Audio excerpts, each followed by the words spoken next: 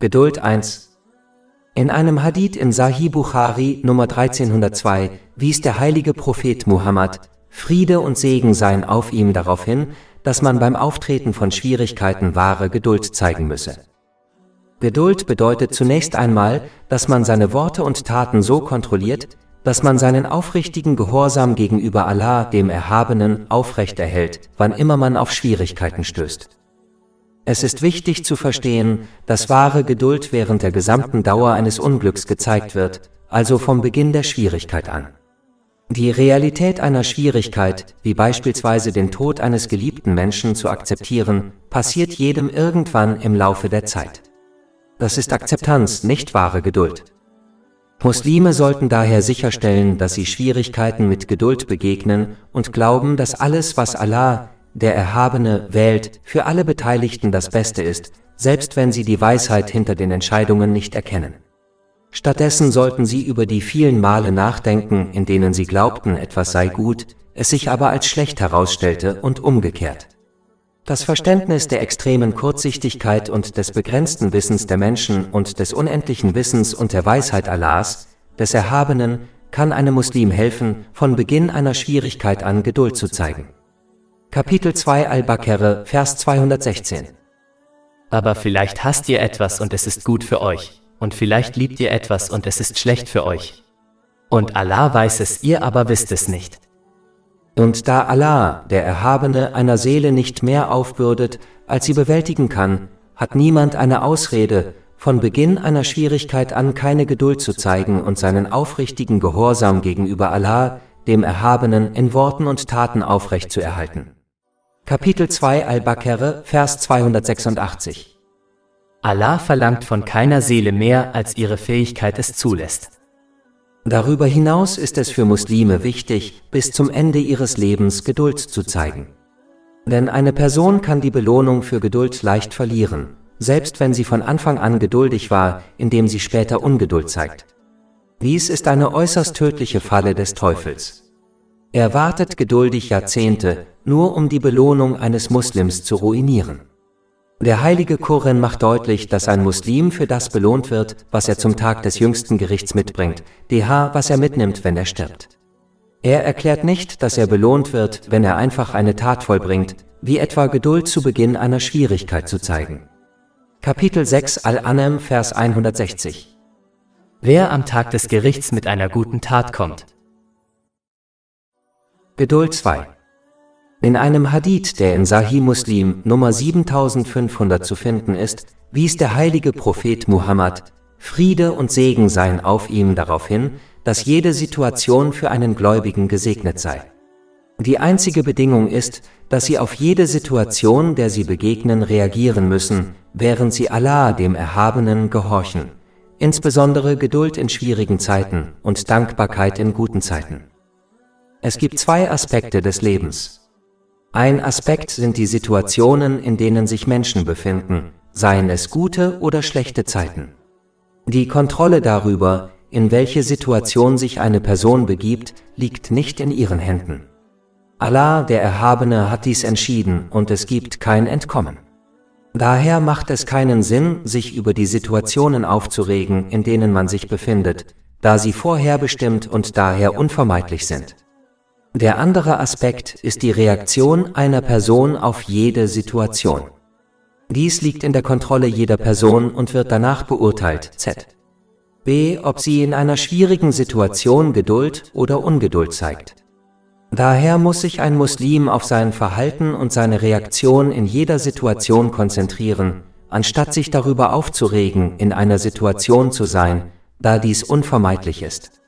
Wenn ein Muslim in beiden Welten erfolgreich sein möchte, sollte er jede Situation beurteilen und immer im Gehorsam gegenüber Allah, dem Erhabenen, handeln.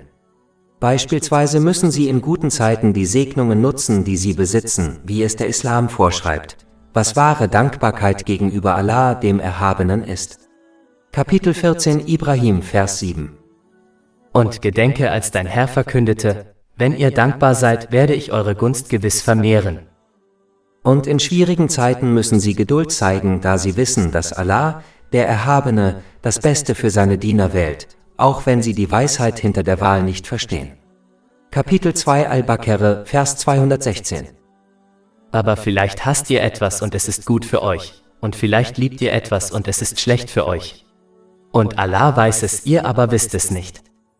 Es ist wichtig zu beachten, dass der Erfolg in jeder Situation im Haupthadith dem Gläubigen und nicht dem Muslim zugeschrieben wird. Dies liegt daran, dass ein Gläubiger einen stärkeren Glauben besitzt, der in islamischem Wissen verwurzelt ist. Aufgrund seines stärkeren Glaubens hält er sich strikter an den aufrichtigen Gehorsam gegenüber Allah, dem Erhabenen, was Geduld in Schwierigkeiten und Dankbarkeit in guten Zeiten beinhaltet.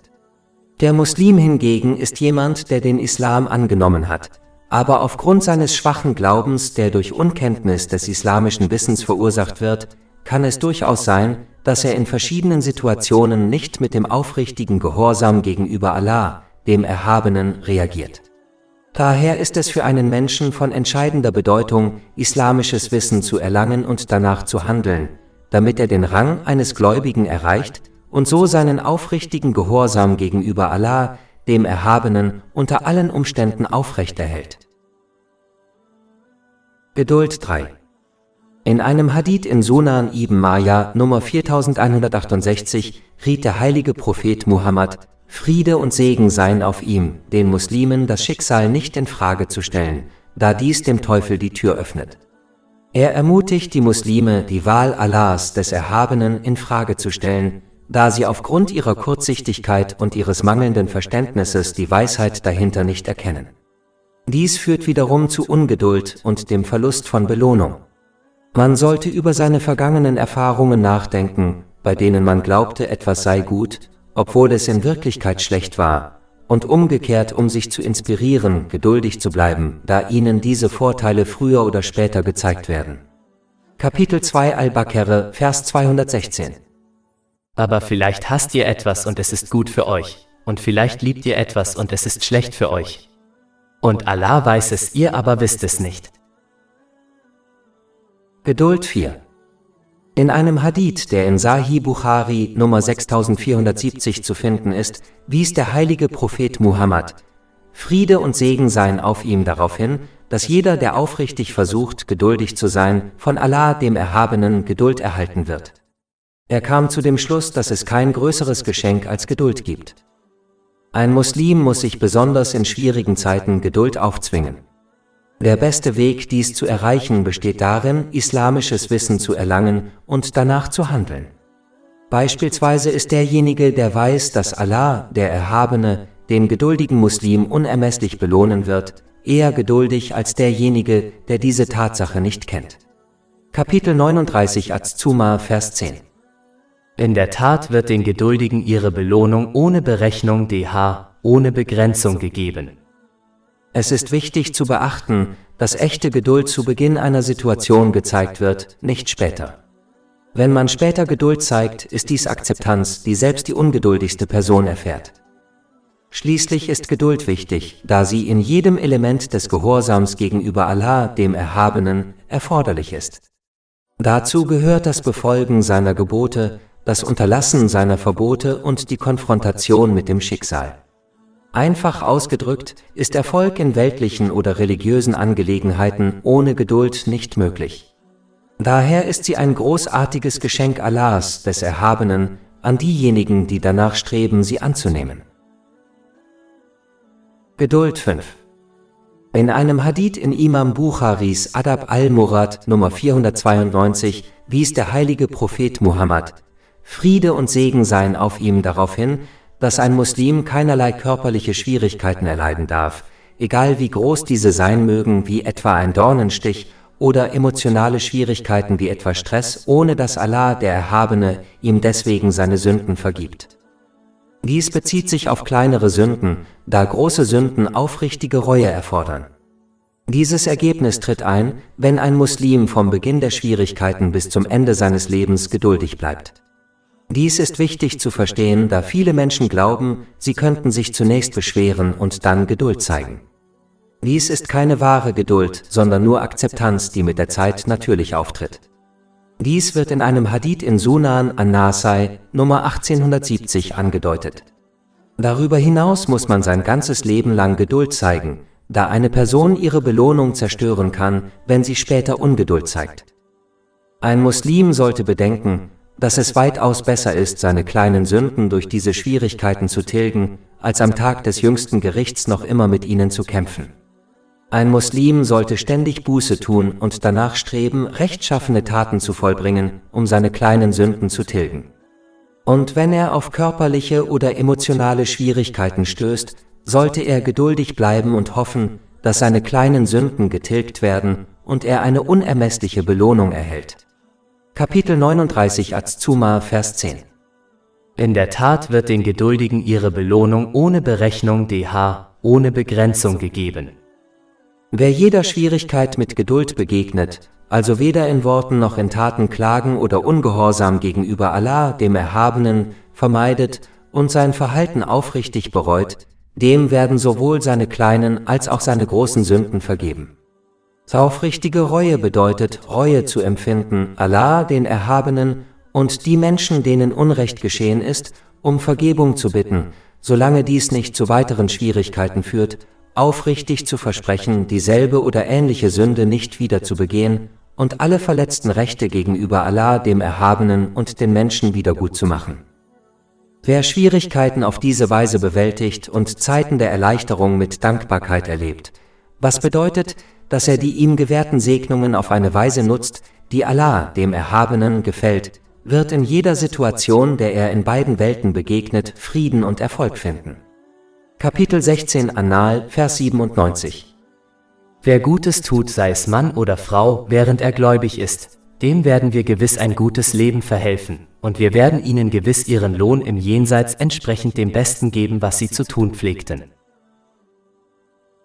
Geduld 6. Ein Hadith in Sunan Abu Dawud Nummer 3127 warnt, dass der heilige Prophet Muhammad, Friede und Segen seien auf ihm, den Menschen das Wehklagen verboten habe. Leider glauben manche, dass es in schwierigen Zeiten, wie zum Beispiel beim Verlust eines geliebten Menschen, nicht erlaubt sei zu weinen. Das ist falsch, denn der heilige Prophet Muhammad, Friede und Segen seien auf ihm, weinte oft, wenn jemand starb. Zum Beispiel weinte er, als sein Sohn Ibrahim, möge Allah mit ihm zufrieden sein, starb. Dies wird in einem Hadith bestätigt, der in Sunan Abu Dawud Nummer 3126 zu finden ist. Tatsächlich ist das Weinen über den Tod eines Menschen ein Zeichen der Barmherzigkeit, die Allah, der Erhabene, in die Herzen seiner Diener gelegt hat. Und nur diejenigen, die anderen gegenüber Barmherzigkeit zeigen, werden von Allah, dem Erhabenen, Barmherzigkeit erfahren. Dies wird in einem Hadith in Sahih Bukhari, Nummer 1284 empfohlen. In demselben Hadith wird deutlich erwähnt, dass der heilige Prophet Muhammad, Friede und Segen seien auf ihm, über seinen verstorbenen Enkel geweint hat. Ein Hadith aus Sahih Muslim, Nummer 2137 besagt, dass eine Person nicht bestraft wird, wenn sie über den Tod einer Person oder über die Trauer, die sie in ihrem Herzen empfindet, weint. Sie kann jedoch bestraft werden, wenn sie Worte äußert, die ihre Ungeduld gegenüber der Wahl Allahs, des Erhabenen, zeigen. Es ist klar, dass es im Islam nicht verboten ist, Kummer im Herzen zu empfinden oder Tränen zu vergießen. Verboten sind jedoch Wehklagen und das Zeigen der eigenen Ungeduld durch Worte oder Taten, wie das Zerreißen der Kleidung oder das Rasieren des Kopfes vor Kummer. Es gibt strenge Warnungen gegen Menschen, die so handeln. Daher sollte man diese Handlungen um jeden Preis vermeiden. Eine Person kann nicht nur für ein solches Verhalten bestraft werden, sondern wenn der Verstorbene nach seinem Tod von anderen verlangt und ihnen befohlen hat, so zu handeln, wird auch er dafür zur Rechenschaft gezogen. Wenn der Verstorbene dies jedoch nicht gewollt hat, ist er von jeglicher Rechenschaftspflicht befreit. Dies wird in einem Hadith bestätigt, der in Jami at-Tirmidhi Nummer 1006 zu finden ist. Es ist allgemein bekannt, dass Allah, der Erhabene, niemanden für die Taten eines anderen bestrafen würde, wenn dieser ihm nicht geraten hat, so zu handeln. Kapitel 35 Fatir, Vers 18. Und kein Lastenträger wird die Last eines anderen tragen. Geduld 7. Ich hatte einen Gedanken, den ich teilen wollte. Ich dachte über eine bestimmte Weisheit nach, warum Menschen Schwierigkeiten und den Verlust von Segnungen wie Gesundheit erleiden. Wenn Muslime Segnungen erhalten, die sie nicht wirklich brauchen, lenkt sie das oft vom Jenseits ab und konzentriert ihre Gedanken stattdessen auf diese materielle Welt. In dieser Hinsicht liegt die Weisheit hinter einer Schwierigkeit darin, die Aufmerksamkeit eines Muslims auf das wirklich Wichtige zu lenken, nämlich sich auf das Jenseits vorzubereiten. Das ist wie bei einer Person, die so sehr mit ihrem Telefon beschäftigt ist, dass sie eine Straße überquert, ohne ein entgegenkommendes Fahrzeug zu sehen. Eine andere Person zieht sie gewaltsam von dem entgegenkommenden Auto weg, was ihr zwar Kummer bereitet, ihr aber das Leben rettet. Obwohl das gewaltsame Wegziehen Kummer und sogar Schmerzen bereitet, geschieht dies nur, um ihre Aufmerksamkeit wieder auf die lebensbedrohliche Gefahr, nämlich das entgegenkommende Auto, zu lenken. In ähnlicher Weise erleidet ein Muslim emotionale und körperliche Schwierigkeiten, um seine Aufmerksamkeit wieder auf wichtigere Dinge wie das Jenseits zu lenken. Wenn ein Muslim nur Zeiten der Leichtigkeit ohne Schwierigkeiten erleben könnte, würde er sich zweifellos im Genuss der Exzesse dieser materiellen Welt verlieren. Diese Vernachlässigung wäre auf lange Sicht verheerend für sie. Sie nehmen also eine kleine Schwierigkeit in Kauf, um sich vor größeren Schwierigkeiten zu schützen, nämlich den Schwierigkeiten im Jenseits. Daher sollten Muslime sich jedes Mal, wenn sie auf eine Schwierigkeit stoßen, an diese Wahrheit erinnern, damit sie sich von der Schwierigkeit lösen und auf wichtigere Dinge konzentrieren und richtig mit diesem Segen umgehen können, anstatt Ungeduld und Achtlosigkeit gegenüber diesem lebenswichtigen Vorteil zu zeigen. Dies ist in der Tat eine der größten Gunstbeweise Allahs, des Erhabenen. Geduld 8. Ich hatte einen Gedanken, den ich teilen wollte. Ich dachte über die großen Prüfungen und Schwierigkeiten nach, denen die rechtschaffenen Vorgänger während ihres Lebens gegenüberstanden, und wie sie diese durch Geduld und aufrichtigen Gehorsam gegenüber Allah, dem Erhabenen, überwanden. Eine Möglichkeit, dies zu erreichen, besteht darin, die eigenen Schwierigkeiten immer mit härteren und schwerwiegenderen Schwierigkeiten zu vergleichen. Wenn man dies tut, wird das eigene Problem kleiner und weniger bedeutsam erscheinen. Diese Änderung des Fokus kann einem Muslim helfen, geduldig zu sein und Allah, dem Erhabenen, gehorsam zu bleiben.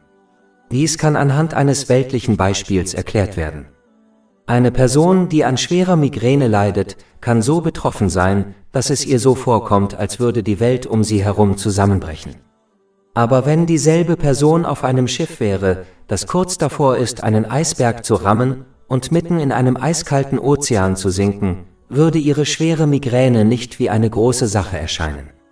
Tatsächlich würde sie wahrscheinlich überhaupt nicht davon betroffen sein, da sich ihr ganzer Fokus auf die unmittelbare lebensbedrohliche Gefahr, nämlich das sinkende Schiff, richten würde.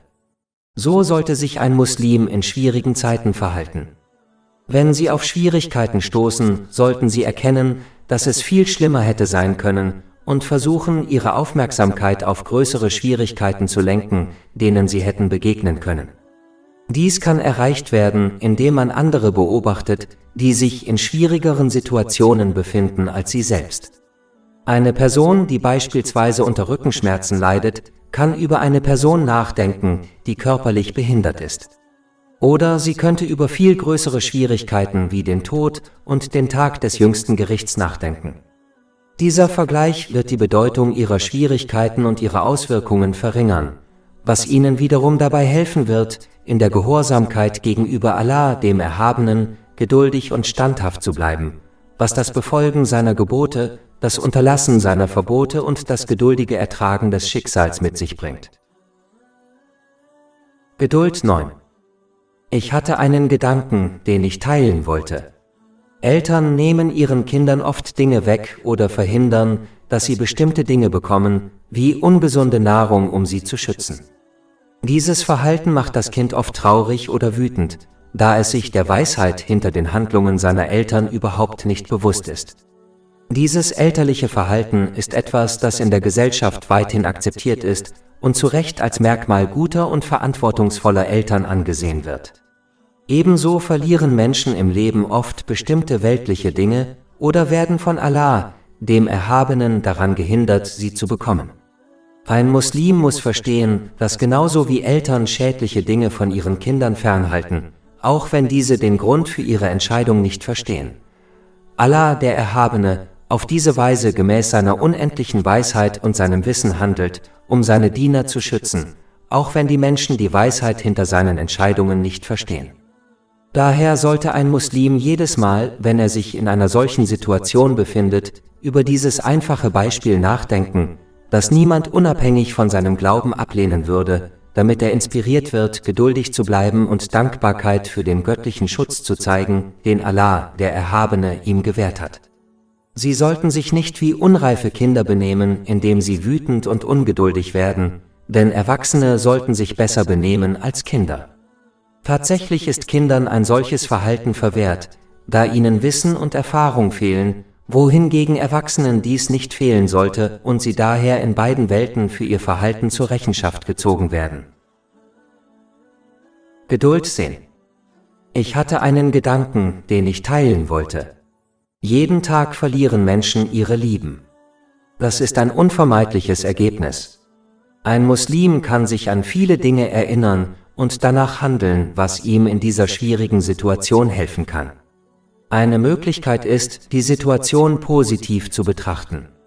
Das heißt, anstatt traurig über das zu sein, was man verloren hat, sollte man sich auf die guten Dinge konzentrieren, die man durch die Person gewonnen hat, die gegangen ist, wie zum Beispiel ihre guten Ratschläge und Führung. Wenn man darüber nachdenkt, wird man verstehen, dass es besser war, die Person zu kennen, bevor man sie verloren hat, als sie überhaupt nicht zu kennen.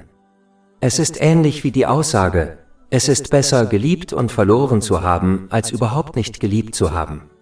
Obwohl diese Aussage in den meisten Fällen aus dem Kontext gerissen und missbraucht wird, ist sie in dieser Weise richtig und hilfreich. Darüber hinaus sollte ein Muslim, der zweifellos an das Jenseits glaubt, immer daran denken, dass sich die Menschen in dieser Welt nicht treffen, um sich zu verlassen. Vielmehr verlassen sie diese Welt nur, um sich in der nächsten wiederzusehen. Diese Einstellung kann einem dabei helfen, in einer solchen schwierigen Situation geduldig zu bleiben. Und sie sollte einen dazu inspirieren, seinen Gehorsam gegenüber Allah, dem Erhabenen, zu steigern, indem man seine Gebote befolgt, seine Verbote missachtet und dem Schicksal mit Geduld entgegentritt, damit man sich mit seinem geliebten Menschen an dessen letzter Ruhestätte in den Gärten der Zuflucht für immer wieder vereinen kann. Geduld 11. Ich habe vor einiger Zeit einen Zeitungsartikel gelesen, den ich kurz besprechen wollte. Darin ging es um den Umgang mit einem schweren Unglück, wie dem Tod eines geliebten Menschen, und darum, wie wichtig es ist, weiterzumachen. Es ist wichtig zu verstehen, dass es bei einem schweren Unglück, wie dem Tod eines geliebten Menschen, besser ist, so schnell wie möglich zu seinem normalen Alltag und Leben zurückzukehren, anstatt alles hinter sich zu lassen, um lange zu trauern. Obwohl der Islam die Trauer um Verstorbene nicht verbietet, hat der heilige Prophet Muhammad, Friede und Segen seien auf ihm, in einem Hadith in Sahih Bukhari Nummer 5339 empfohlen, dass die Menschen nicht länger als 3 Tage trauern sollten, mit Ausnahme einer Frau um ihren verstorbenen Ehemann, bei der die Trauerzeit auf 4 Monate und 10 Tage verlängert wird. Eine der Weisheiten dahinter ist, dass man, wenn man alles hinter sich lässt, um zu trauern, nur Zeit hat, übermäßig über die Schwierigkeit nachzudenken.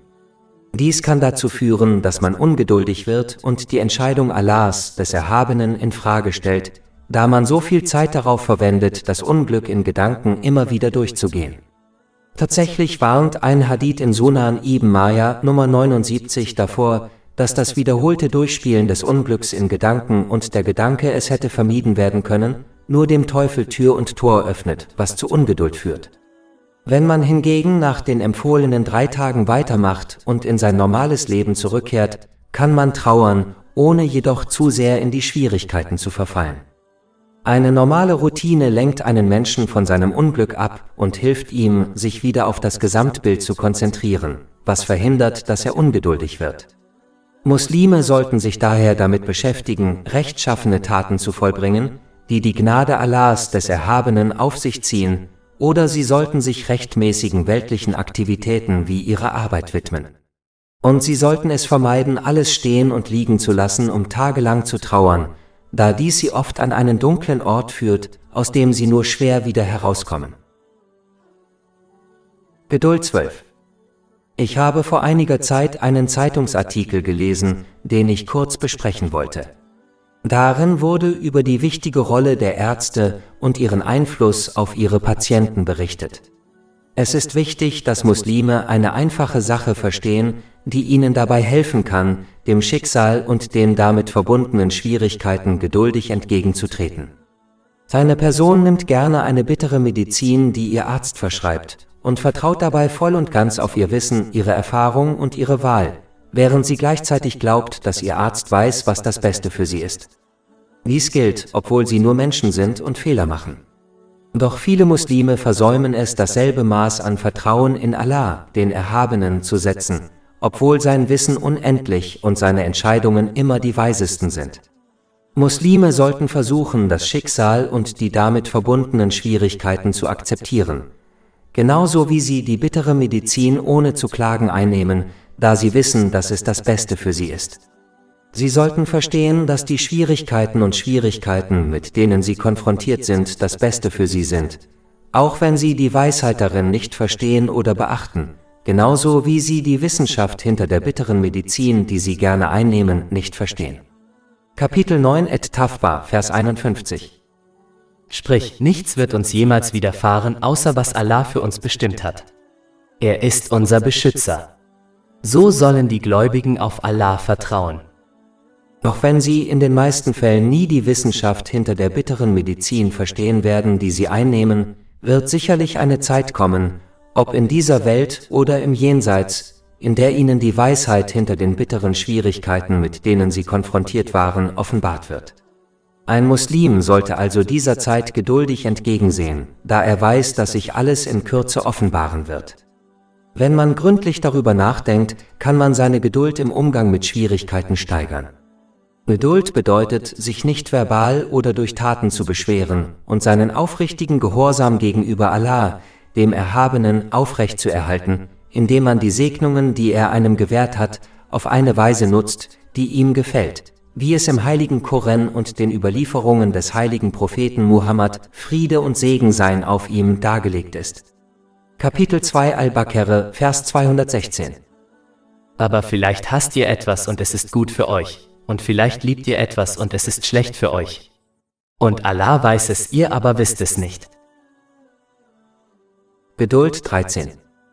In einem Hadith, der in Musnad Ahmad Nummer 2803 zu finden ist, wies der heilige Prophet Muhammad, Friede und Segen seien auf ihm, darauf hin, wie wichtig es ist zu verstehen, dass auf jede Schwierigkeit, der sich ein Mensch gegenüber sieht, Erleichterung folgt.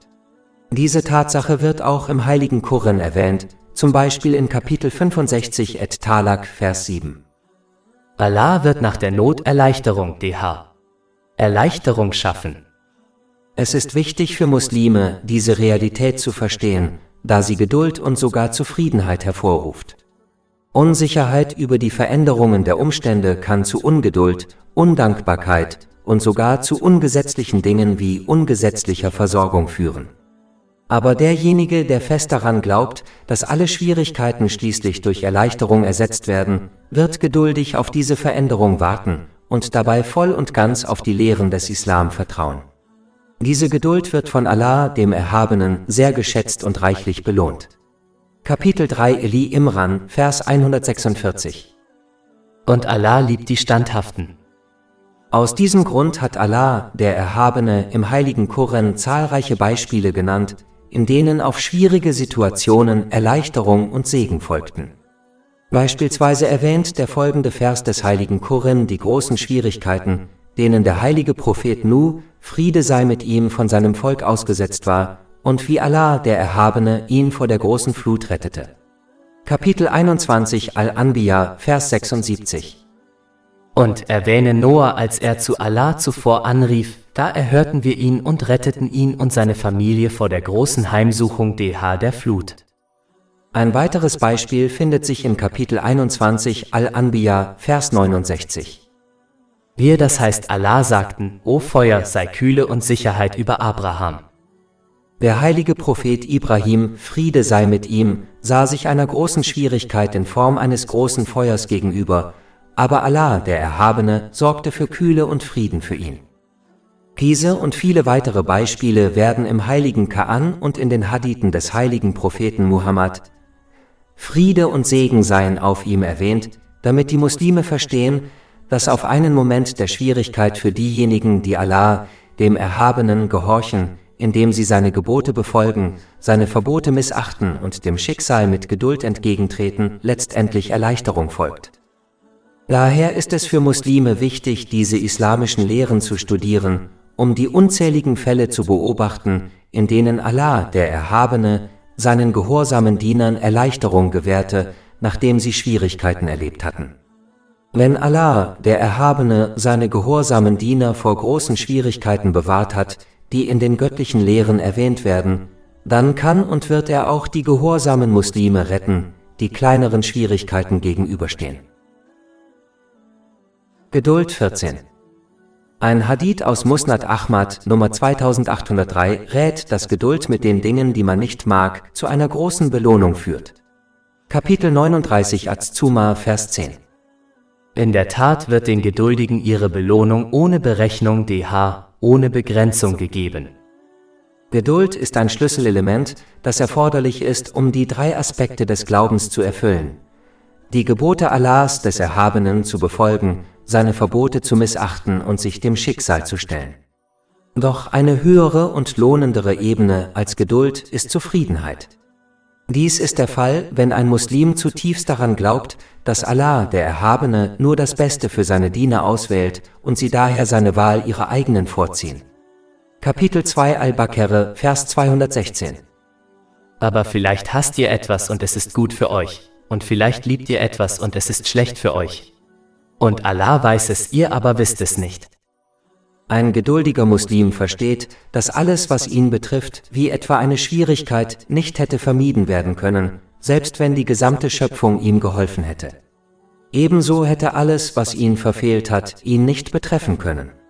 Derjenige, der diese Tatsache wirklich akzeptiert, wird nicht über irgendetwas jubeln und stolz werden, das er erlangt, da er weiß, dass Allah, der Erhabene, ihm diese Sache zugewiesen hat.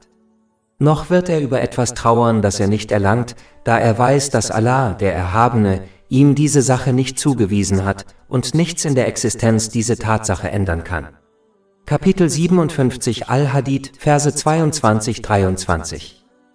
Kein Unglück trifft die Erde oder euch selbst, ohne dass es in einem Register steht, bevor wir es geschehen lassen. Wahrlich, das ist für Allah ein leichtes. Damit ihr nicht verzweifelt über das, was euch entgangen ist, und nicht stolz frohlockt über das, was er euch gegeben hat. Darüber hinaus hat der heilige Prophet Muhammad, Friede und Segen seien auf ihm, in einem Hadith in Sunan ibn Majah Nummer 79 geraten, dass ein Muslim, wenn etwas geschieht, fest daran glauben sollte, dass es vorherbestimmt war und nichts das Ergebnis hätte ändern können. Und ein Muslim sollte nicht bedauern, dass er das Ergebnis hätte verhindern können, wenn er sich irgendwie anders verhalten hätte. Denn diese Einstellung führt nur dazu, dass der Teufel ihn zur Ungeduld ermutigt und ihn dazu bringt, sich über das Schicksal zu beschweren. Ein geduldiger Muslim versteht wirklich, dass das, was Allah, der Erhabene, gewählt hat, das Beste für ihn ist, auch wenn er die Weisheit dahinter nicht beachtet. Derjenige, der geduldig ist, wünscht sich zwar eine Veränderung seiner Situation und betet sogar darum, aber er beschwert sich nicht über das, was geschehen ist. Beständig geduldig zu sein, kann einen Muslim auf eine höhere Ebene führen, nämlich zur Zufriedenheit. Derjenige, der zufrieden ist, wünscht sich nicht, dass sich die Dinge ändern, da er weiß, dass die Wahl Allahs, des Erhabenen, besser ist als seine Wahl. Dieser Muslim glaubt fest an den Hadith aus Sahih Muslim, Nummer 7500, und handelt danach. Darin wird befohlen, dass jede Situation für den Gläubigen das Beste ist. Wenn sie auf ein Problem stoßen, sollten sie Geduld zeigen, was zu Segen führt. Und wenn sie Zeiten der Erleichterung erleben, sollten sie Dankbarkeit zeigen, was ebenfalls zu Segen führt. Es ist wichtig zu wissen, dass Allah, der Erhabene, diejenigen prüft, die er liebt. Wenn sie Geduld zeigen, werden sie belohnt, aber wenn sie wütend sind, beweist dies nur ihren Mangel an Liebe zu Allah, dem Erhabenen. Dies wird in einem Hadith bestätigt, der in Jami at-Tirmidhi Nummer 2396 zu finden ist. Ein Muslim sollte in guten wie in schlechten Zeiten geduldig sein oder sich mit der Entscheidung und dem Beschluss Allahs des Erhabenen zufrieden geben. Dies wird die Not verringern und ihm in beiden Welten viel Segen bringen. Ungeduld hingegen wird nur die Belohnung zerstören, die er hätte erhalten können. So oder so wird ein Muslim die von Allah des Erhabenen beschlossene Situation durchmachen, aber es ist seine Entscheidung, ob er eine Belohnung wünscht oder nicht. Ein Muslim wird nie vollkommen zufrieden sein, bis sein Verhalten in guten wie in schlechten Zeiten gleich ist. Wie kann ein wahrer Diener zum Herrn, nämlich Allah, dem Erhabenen, gehen, um ein Urteil zu erhalten, und dann unglücklich werden, wenn die Wahl nicht seinen Wünschen entspricht? Es besteht die reale Möglichkeit, dass eine Person zerstört wird, wenn sie bekommt, was sie sich wünscht. Kapitel 2 Al-Baqarah, Vers 216. Aber vielleicht hasst ihr etwas und es ist gut für euch, und vielleicht liebt ihr etwas und es ist schlecht für euch. Und Allah weiß es, ihr aber wisst es nicht. Ein Muslim sollte Allah, den Erhabenen, nicht am Rande anbeten. Das heißt, wenn der göttliche Wille ihren Wünschen entspricht, loben sie Allah, den Erhabenen. Und wenn dies nicht der Fall ist, werden sie verärgert und tun so, als wüssten sie es besser als Allah, der Erhabene. Kapitel 22 Al-Hay, Vers 11. Und unter den Menschen gibt es manche, die Allah am Rande dienen. Wenn ihn etwas Gutes berührt, wird er dadurch beruhigt, doch wenn ihn eine Prüfung trifft, kehrt er sich dem Unglauben zu. Er hat diese Welt und das Jenseits verloren. Das ist der offenkundige Verlust. Ein Muslim sollte sich bei der Wahl Allahs des Erhabenen so verhalten, als würde er sich bei einem erfahrenen, vertrauenswürdigen Arzt verhalten.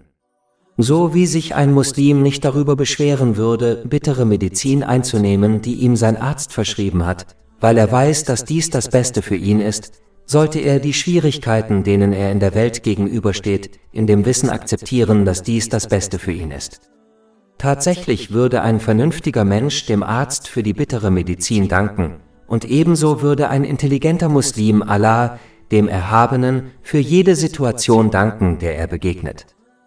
Darüber hinaus sollte ein Muslim die vielen Verse des heiligen Koran und die Hadithe des heiligen Propheten Muhammad, Friede und Segen seien auf ihm, durchlesen, in denen es um die Belohnung des geduldigen und zufriedenen Muslims geht. Eine gründliche Reflexion darüber wird einen Muslim dazu inspirieren, auch in schwierigen Situationen standhaft zu bleiben. Zum Beispiel Kapitel 39 Az-Zumar, Vers 10. In der Tat wird den Geduldigen ihre Belohnung ohne Berechnung ohne Begrenzung gegeben. Ein weiteres Beispiel wird in einem Hadith erwähnt, der in Jami at-Tirmidhi Nummer 2402 zu finden ist. Darin wird darauf hingewiesen, dass diejenigen, die geduldig Prüfungen und Schwierigkeiten in der Welt ertragen haben, am Tag des jüngsten Gerichts ihre Belohnung erhalten werden, und diejenigen, die solche Prüfungen nicht ertragen mussten, sich wünschen werden, sie hätten Schwierigkeiten wie das Abschneiden ihrer Haut mit der Schere geduldig ertragen. Um Geduld und sogar Zufriedenheit mit dem zu erlangen, was Allah, der Erhabene, für eine Person auswählt, sollte diese das Wissen aus dem heiligen Koran und den Traditionen des heiligen Propheten Muhammad, Friede und Segen seien auf ihm, suchen und danach handeln, damit sie die hohe Stufe der Vortrefflichkeit des Glaubens erreichen. Dies wurde in einem Hadith in Sahih Muslim Nummer 99 erörtert. Vortrefflichkeit im Glauben liegt vor, wenn ein Muslim Taten wie das Gebet verrichtet, als ob er Allah, den Erhabenen, bezeugen könnte. Derjenige, der diese Stufe erreicht, wird den Schmerz von Schwierigkeiten und Prüfungen nicht spüren, da er vollständig in das Bewusstsein und die Liebe Allahs des Erhabenen eingetaucht sein wird. Dies ist vergleichbar mit dem Zustand der Frauen, die keinen Schmerz empfanden, als sie sich beim Anblick der Schönheit des heiligen Propheten Yusuf, Friede sei auf ihm, in die Hände schnitten. Kapitel 12 Yusuf, Vers 31. Und gab jedem von ihnen ein Messer und sagte zu Josef, komm vor ihnen heraus. Und als sie ihn sahen, bewunderten sie ihn sehr und schnitten sich in die Hände und sagten, Allah ist vollkommen.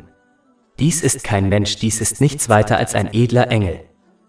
Wenn ein Muslim diese hohe Glaubensebene nicht erreichen kann, sollte er zumindest versuchen, die niedrigere Ebene zu erreichen, die im zuvor zitierten Hadith erwähnt wird. Dies ist die Ebene, auf der man sich ständig bewusst ist, dass man von Allah, dem Erhabenen, beobachtet wird. So wie sich eine Person nicht vor einer Autoritätsperson beschweren würde, die sie fürchtet, wie etwa einem Arbeitgeber, wird sich ein Muslim, der sich ständig der Anwesenheit Allahs des Erhabenen bewusst ist, nicht über die Entscheidungen beschweren, die er trifft. Geduld 15. Ich hatte einen Gedanken, den ich teilen wollte. Wenn man das Leid der Menschen auf der ganzen Welt beobachtet, insbesondere der Muslime, die an Allah, den Erhabenen, glauben, könnte man den Mangel an göttlicher Hilfe aufgrund des äußeren Anscheins in Frage stellen.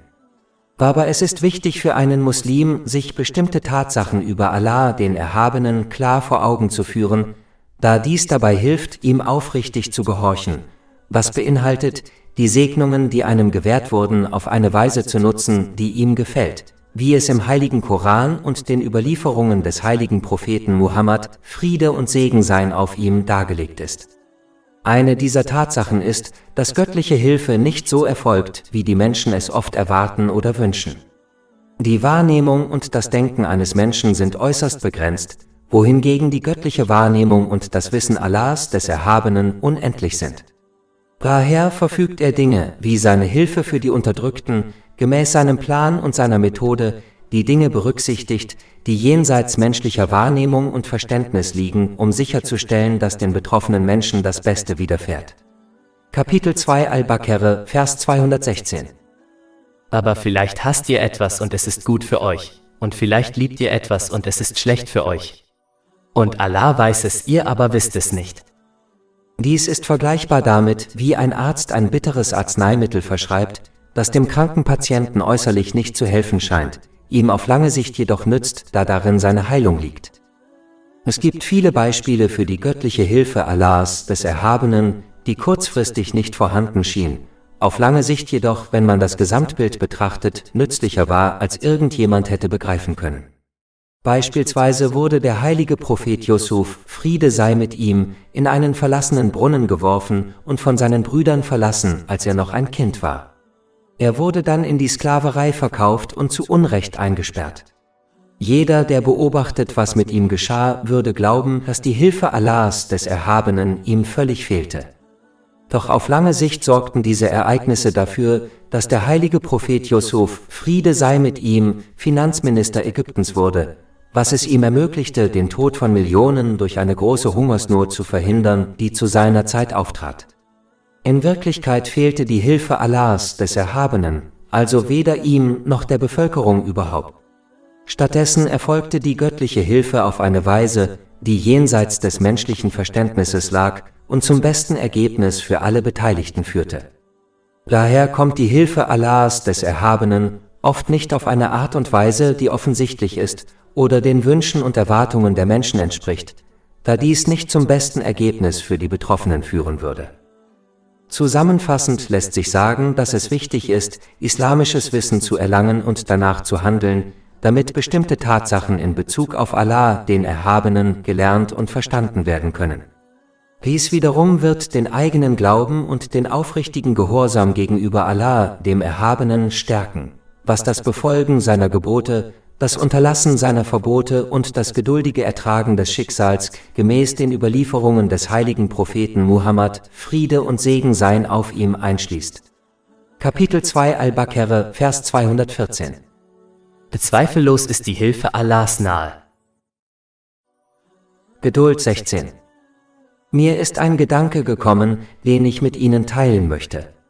Im 3. Jahr nach der Auswanderung des heiligen Propheten Muhammad, Friede und Segen seien auf ihm, nach Medina beschlossen die nicht-muslimischen Führer Mekkas, sich für die Niederlage in der Schlacht von Badr im Vorjahr zu rächen. Dies führte zur Schlacht von Uhud. Als die Schlacht begann, besiegten die Gefährten, möge Allah mit ihnen zufrieden sein, die nicht-muslimische Armee schnell, was diese zum Rückzug zwang. Einigen Bogenschützen befahl der heilige Prophet Muhammad, Friede und Segen seien auf ihm, auf einem kleinen Berg, Jabal al-Ruma, der vor dem Berg Uhud liegt, zu bleiben, ungeachtet des Ausgangs der Schlacht, denn sie glaubten, die Schlacht sei vorbei und der Befehl gelte nicht mehr. Als sie Jabal al-Ruma hinabstiegen, war der Rücken der muslimischen Armee freigelegt. Die nicht-muslimische Armee sammelte sich daraufhin und griff die Muslime von beiden Seiten an. Dies führte zum Märtyrertod vieler Gefährten, möge Allah mit ihnen zufrieden sein, und ihre Körper wurden von den Nichtmuslimen verstümmelt. Dies wurde in Imam Ibn Kathīrs Das Leben des Propheten, Band 3, Seiten 29-30 besprochen. Es ist klar, dass der Hauptgrund, warum die Muslime so viele Verluste erlitten, die Fehleinschätzung der Bogenschützen war. Sie missachteten unabsichtlich die Anweisungen des heiligen Propheten Muhammad, Friede und Segen seien auf ihm, da sie glaubten, der Krieg sei vorbei und sein Befehl gelte nicht mehr. Dies zeigt, dass ein Muslim Erfolg haben wird, solange er dem heiligen Propheten Muhammad, Friede und Segen seien auf ihm, aufrichtig gehorcht, aber wenn er ihm nicht gehorcht, wird ihm diese Unterstützung entzogen. Kapitel 4 An-Nisa, Vers 80. Wer dem Gesandten gehorcht, hat Allah wahrhaftig gehorcht. Und Kapitel 3 Eli Imran, Vers 31. Sprich Prophet Muhammad, Friede und Segen seien auf ihm, wenn ihr Allah liebt, dann folgt mir, so wird Allah euch lieben und euch eure Sünden vergeben. Und Allah ist allverzeihend und barmherzig. Und Kapitel 24 An-Nur, Vers 63. Benutzt nicht euren Ruf nach dem Gesandten unter euch als Ruf eines von euch an einen anderen. Allah kennt bereits jene von euch, die sich entziehen, verborgen von anderen. Diejenigen also, die von seinem Befehl des Propheten Muhammad, Friede und Segen seien auf ihm abweichen, mögen sich in Acht nehmen, sonst trifft sie ein Unglück oder eine schmerzhafte Strafe. Darüber hinaus ist es üblich, dass die heiligen Propheten, Friede sei mit ihnen, manchmal die Oberhand über ihre Feinde gewinnen und manchmal ihre Feinde die Oberhand gewinnen, obwohl der endgültige Sieg immer zugunsten der heiligen Propheten, Friede sei mit ihnen, ausfällt. Der Grund für diesen Wechsel der Umstände besteht darin, die wahren Gläubigen von den Heuchlern und Opportunisten zu trennen, die sich immer der erfolgreichen Gruppe anschließen, um weltliche Vorteile zu ernten. Wenn die heiligen Propheten, Friede sei mit ihnen, immer gewinnen würden, wären die Heuchler und Opportunisten unauslöschlich von den aufrichtigen Gläubigen zu trennen. Wenn die heiligen Propheten, Friede sei mit ihnen, immer verlieren würden, würde dies ihre Mission behindern. Kapitel 3 Eli Imran, Vers 140. Wenn dich eine Wunde trifft, hat die gegnerischen Menschen bereits eine ähnliche Wunde getroffen. Und in diesen Tagen unter wechselnden Bedingungen wechseln wir uns unter den Menschen ab, damit Allah diejenigen erkennen kann, die glauben und aus eurer Mitte Märtyrer zu sich nimmt.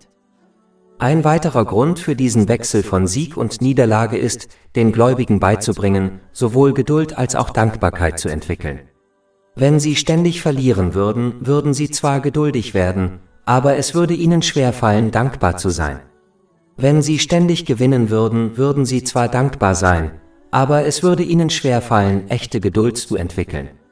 Der Wechsel der Situationen ermöglicht es ihnen, sowohl Geduld als auch Dankbarkeit zu entwickeln. Zwei Hälften, die entscheidend sind, um in beiden Welten Erfolg zu haben. Dankbarkeit 1. In einem Hadith, der in Sahih Muslim Nummer 7500 zu finden ist, wies der heilige Prophet Muhammad, Friede und Segen seien auf ihm, darauf hin, dass jede Situation für einen Gläubigen gesegnet sei. Die einzige Bedingung ist, dass sie auf jede Situation, der sie begegnen, reagieren müssen, während sie Allah, dem Erhabenen, gehorchen, insbesondere Geduld in schwierigen Zeiten und Dankbarkeit in guten Zeiten. Es gibt zwei Aspekte des Lebens. Ein Aspekt sind die Situationen, in denen sich Menschen befinden, seien es gute oder schlechte Zeiten. Die Kontrolle darüber, in welche Situation sich eine Person begibt, liegt nicht in ihren Händen. Allah, der Erhabene, hat dies entschieden und es gibt kein Entkommen. Daher macht es keinen Sinn, sich über die Situationen aufzuregen, in denen man sich befindet, da sie vorherbestimmt und daher unvermeidlich sind. Der andere Aspekt ist die Reaktion einer Person auf jede Situation. Dies liegt in der Kontrolle jeder Person und wird danach beurteilt, z. b. ob sie in einer schwierigen Situation Geduld oder Ungeduld zeigt. Daher muss sich ein Muslim auf sein Verhalten und seine Reaktion in jeder Situation konzentrieren, anstatt sich darüber aufzuregen, in einer Situation zu sein, da dies unvermeidlich ist. Wenn ein Muslim in beiden Welten erfolgreich sein möchte, sollte er jede Situation beurteilen und immer im Gehorsam gegenüber Allah, dem Erhabenen, handeln. Beispielsweise müssen sie in guten Zeiten die Segnungen nutzen, die sie besitzen, wie es der Islam vorschreibt, was wahre Dankbarkeit gegenüber Allah, dem Erhabenen, ist. Kapitel 14 Ibrahim, Vers 7.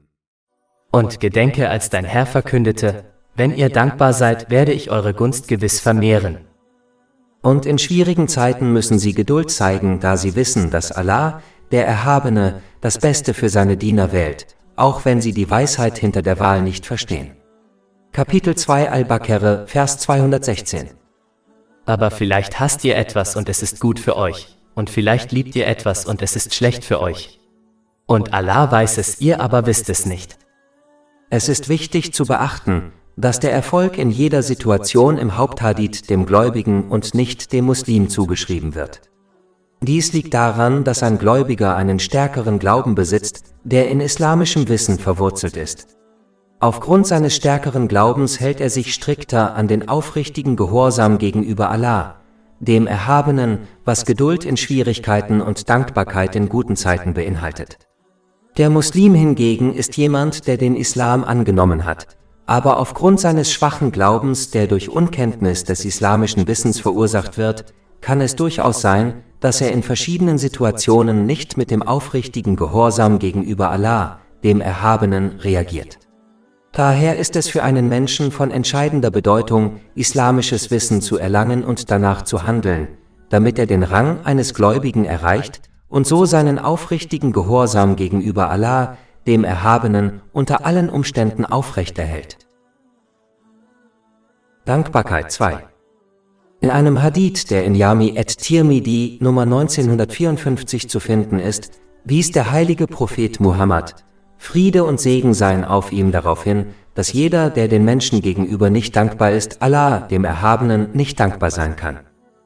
Auch wenn es keinen Zweifel daran gibt, dass die Quelle aller Segnungen niemand anderes als Allah, der Erhabene, ist es dennoch ein wichtiger Aspekt des Islam, den Menschen Dankbarkeit zu zeigen. Dies liegt daran, dass Allah, der Erhabene, manchmal eine Person als Mittel benutzt, um anderen zu helfen, wie zum Beispiel die eigenen Eltern.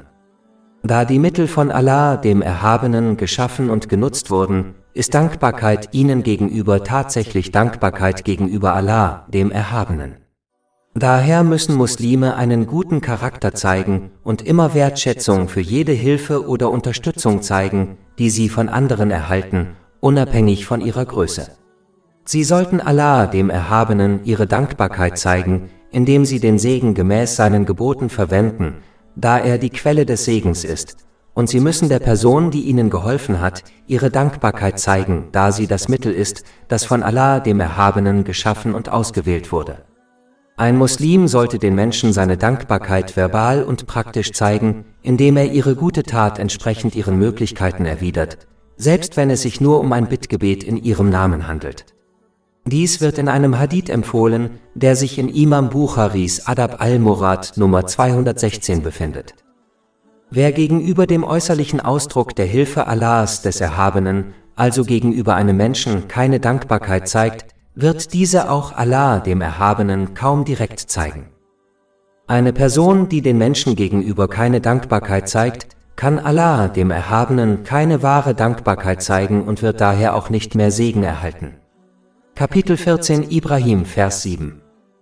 Und gedenke, als dein Herr verkündete: Wenn ihr dankbar seid, werde ich eure Gunst gewiss vermehren. Wenn ein Muslim mehr Segnungen wünscht, muss er beiden Aspekten der Dankbarkeit gerecht werden, nämlich gegenüber Allah, dem Erhabenen, und gegenüber den Menschen. Dankbarkeit 3. In einem Hadith in Sunan ibn Majah Nummer 4142 riet der heilige Prophet Muhammad, Friede und Segen seien auf ihm, den Muslimen auf diejenigen zu achten, die weniger weltliche Dinge besitzen als sie, statt auf diejenigen, die mehr besitzen, da dies sie davor bewahren werde, Allah, dem Erhabenen, gegenüber undankbar zu werden. Leider beobachten manche das Leben anderer falsch und glauben, dass es besser ist als ihr eigenes. Normale Menschen beobachten beispielsweise oft Prominente und glauben fälschlicherweise, dass ihr Leben besser ist. In den meisten Fällen ist diese Vorstellung jedoch falsch, da Menschen, denen es scheinbar besser geht, durchaus Schwierigkeiten haben können, die andere davon abhalten, mit ihnen zu tauschen. Ein Außenstehender betrachtet die Dinge nur aus einer oberflächlichen Perspektive. Wenn er jedoch die ganze Geschichte sehen könnte, würde er erkennen, dass jeder Probleme hat und niemand das perfekte Leben hat, unabhängig davon, was er besitzt oder wie berühmt er ist. Oft wird diese falsche Vorstellung durch die Medien verursacht. Die Menschen vergessen jedoch, dass das Ziel der Medien darin besteht, ein bestimmtes Bild des Lebens von Prominenten zu zeichnen, das ansprechend aussieht. In den meisten Fällen würde sich die Mehrheit ihrer Kunden von ihnen abwenden, wenn sie nur Fakten berichten würden, ohne sie zu beschönigen.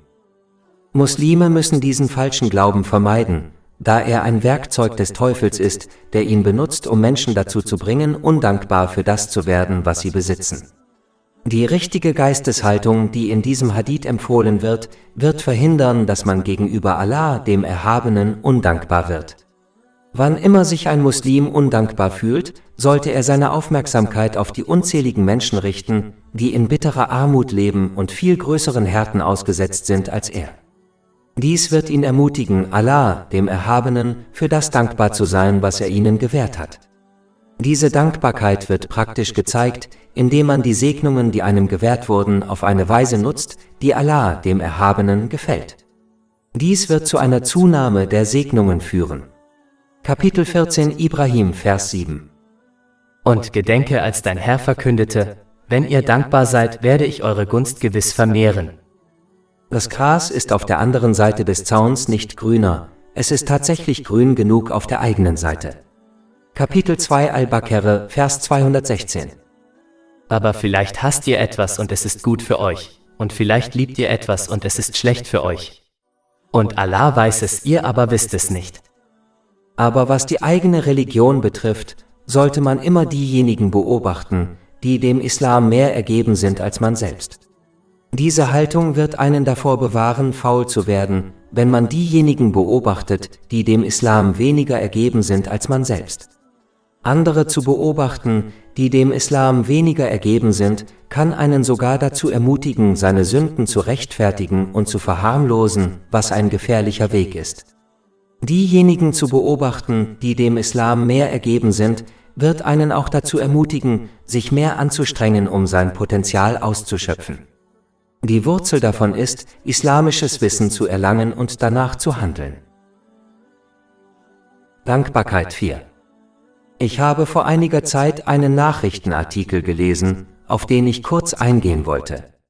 Darin wurde über das Coronavirus und die damit verbundenen physischen Einschränkungen berichtet, wie zum Beispiel das Haus nicht unnötig zu verlassen. Für Muslime ist es wichtig, sich der unzähligen Segnungen bewusst zu sein, die ihnen von Allah, dem Erhabenen, gewährt wurden, da diese Erkenntnis sie zu wahrer Dankbarkeit inspiriert, was bedeutet, dass sie jede Segnung, die sie besitzen, gemäß den Lehren des Islam richtig nutzen. Muslime erkennen diese Segnungen oft nicht an, wie beispielsweise die Freiheit, das Haus zu verlassen, wann immer sie wollen. Darüber hinaus ist diese wahre Dankbarkeit äußerst wichtig, da der heilige Koran warnt, dass diejenigen, die sich auf negative Weise verändert haben, beispielsweise indem sie es versäumt haben, Allah, dem Erhabenen, wahre Dankbarkeit zu zeigen, durch die Entfernung dieser Segnungen auf eine harte Probe gestellt wurden. Kapitel 13 Arad, Vers 11. Wahrlich, Allah wird den Zustand eines Volkes nicht ändern, bis sie das ändern, was in ihnen selbst ist. Beispielsweise ist es für jeden, der die meisten Moscheen während der obligatorischen Gemeinschaftsgebete besucht, offensichtlich, dass die überwiegende Mehrheit der einheimischen Muslime diese nicht besucht. Der Besuch der Moscheen ist der Inbegriff der Dankbarkeit dafür, dass Allah, der Erhabene, uns eine Moschee geschenkt hat. Da jedoch viele Muslime diese wahre Dankbarkeit nicht zeigten, änderte Allah, der Erhabene, die Situation, indem er sie während des Virusausbruchs schloss. Muslime sollten daher regelmäßig die Segnungen bewerten, die sie besitzen, damit sie Allah, dem Erhabenen, wahre Dankbarkeit zeigen, indem sie gemäß seinem Wohlgefallen und seinen Befehlen verwenden. Dies wird dazu führen, dass sich die Dinge positiv verändern und die Segnungen, die ihnen gewährt werden, zunehmen. Kapitel 14 Ibrahim, Vers 7. Und gedenke, als dein Herr verkündete, wenn ihr dankbar seid, werde ich eure Gunst gewiss vermehren. Darüber hinaus sollten diese sozialen Einschränkungen Muslime auch daran erinnern, die Segnungen zu nutzen, die sie besitzen, und die normalerweise mit der Zeit vergehen, wie etwa gute Gesundheit und Zeit. Wer seine Segnungen auf eine Weise nutzt, die Allah, dem Erhabenen, gefällt, wie etwa seine gute Gesundheit, wird feststellen, dass er dieselbe Unterstützung und Belohnung von Allah, dem Erhabenen, erhält, selbst wenn er diese Segnungen schließlich verliert. Dies wird in einem Hadith in Imam Bukhari, Adab al-Murad Nummer 500 empfohlen. Aber diejenigen, die ihre Segnungen nicht richtig nutzen, werden keine Belohnung erhalten, während sie besitzen und wenn sie schließlich verlieren. Dies ist ein offensichtlicher Verlust. Dankbarkeit 5. Ich hatte einen Gedanken, den ich teilen wollte. Muslime steigern oft ihren Gehorsam gegenüber Allah, dem Erhabenen, indem sie beispielsweise in schwierigen Zeiten die Moscheen zum gemeinsamen Gebet besuchen oder mehr spirituelle Übungen rezitieren. Aber in ruhigen Zeiten entspannen sie sich oft und werden faul. Es ist jedoch wichtig zu beachten, dass es im Allgemeinen wichtiger ist, in ruhigen Zeiten wachsamer zu sein und seinen Gehorsam zu steigern als in schwierigen Zeiten. Dies liegt daran, dass man in ruhigen Zeiten oft mehr sündigt als in schwierigen, beispielsweise indem man seine Pflichten vernachlässigt. Wenn man sich die verschiedenen fehlgeleiteten Menschen in der Geschichte ansieht, wie Pharao und Qurun, wird man feststellen, dass ihre Sünden in ruhigen Zeiten nur zugenommen haben. Jemand, der in Schwierigkeiten steckt und keine andere Wahl hat, als geduldig auf Erleichterung zu warten, sündigt weniger, da er sich nach Erleichterung sehnt. Eine Person, die ruhige Zeiten erlebt, ist hingegen eher in der Lage, weltliche Dinge zu genießen und sich ihnen zu überlassen, was oft zu Sünden führt. Beispielsweise ist es weniger wahrscheinlich, dass eine Person, die in Armut lebt, sündigt, da viele Sünden Reichtum erfordern. Eine wohlhabende Person hingegen ist in einer leichteren Lage, diese Sünden zu begehen, wie etwa den Kauf von Alkohol oder Drogen. Daher sollten Muslime dies zur Kenntnis nehmen und sicherstellen, dass sie ihren Gehorsam gegenüber Allah, dem Erhabenen, in Zeiten der Ruhe aufrechterhalten oder sogar steigern, damit sie nicht in Sünden und Ungehorsam verfallen.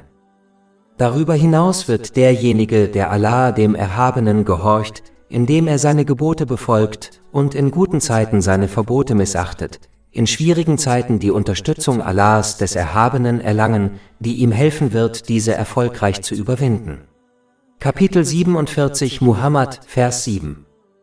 Ihr Gläubigen, wenn ihr Allah unterstützt, wird er euch unterstützen und euch einen festen Stand geben. Alles Lob gebührt Allah, dem Herrn der Welten, und Friede und Segen seien auf seinem letzten Gesandten Muhammad, seiner edlen Familie und seinen Gefährten. Oltre 400 e-book, audiolibri, infografische podcast e-blog gratuiti disponibili sul nostro sito web www.shakepot.com